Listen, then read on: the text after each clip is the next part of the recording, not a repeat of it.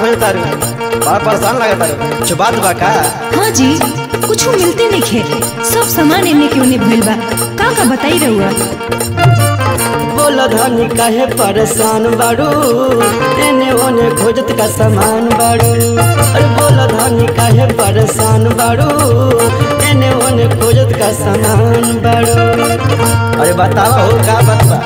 ए जी रहुआ खिसियाई ना। अरे बतावा का बात बा?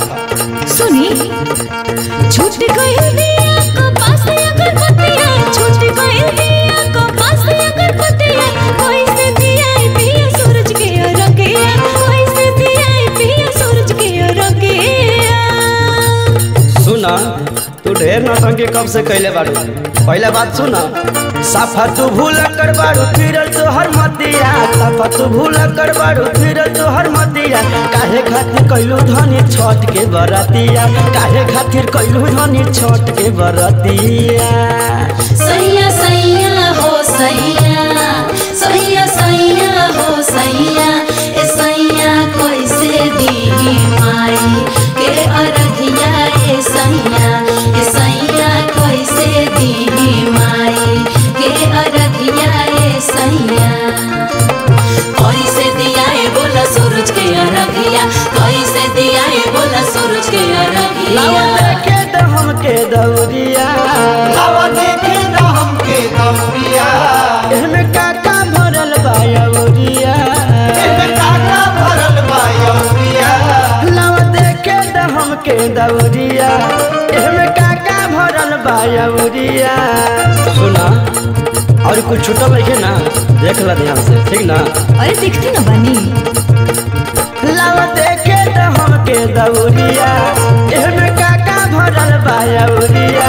सुनी ना जी का बताई हम लोग और ये में मिलत नहीं खे पनो कसलिया और ये में मिलत नहीं खे पनो कसलिया कोई से दिए पिया सूरज के रंगिया कोई से दिए पिया सूरज के रंगिया।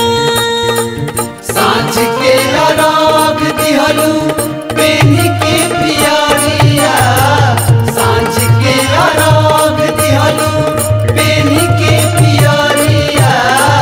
घाट जगावे चला बाड़ी के दियारिया घाट जगावे चला बाड़ी के दियारिया। काहे खातिर करे आइलू छठ के बरतिया काहे खातिर करे आइलू छठ के बरतिया। देखा तोरा से कई दिन से कहले रहे कि जितना भी कुल सामान है ध्यान से सैयार लिया लेकिन तोरा तो तुमको ध्यान नहीं खे। अरे सहियरले तरह ही अब छूट गई तो का करी जी। अब जाए के पर जाई घरवा अब जाए के पर जाई घरवा आते जाते में डूब जाई बेरवा आते जाते में डूब जाई बेरवा। अब जाए के पर जाई घरवा आते जाते में डूब जाई बेरवा। ठीक बा जौन करता तो ठीक करता देख ला कुछ छूटल नहीं है ना। अरे का कहिए राजा जी एगो और छूट गई बा का हो छूट गई बाटे राजा फल फल हरिया छूट गई बाटे राजा फल फल हरिया कोई से दिया पिया सूरज के रंगिया कोई से दिया पिया सूरज के रंगिया। साफा तू भूल कर बाड़ू फिरल तो हर मतिया साफा तू भूल कर बाड़ू फिरल तो हर मतिया। काहे खातिर करे आयु छठ के बरतिया काहे खातिर करे आयु छठ के बरतिया काहे खातिर कैलू धनी छठ के बरतिया काहे खातिर कैलू धनी छठ के बरतिया।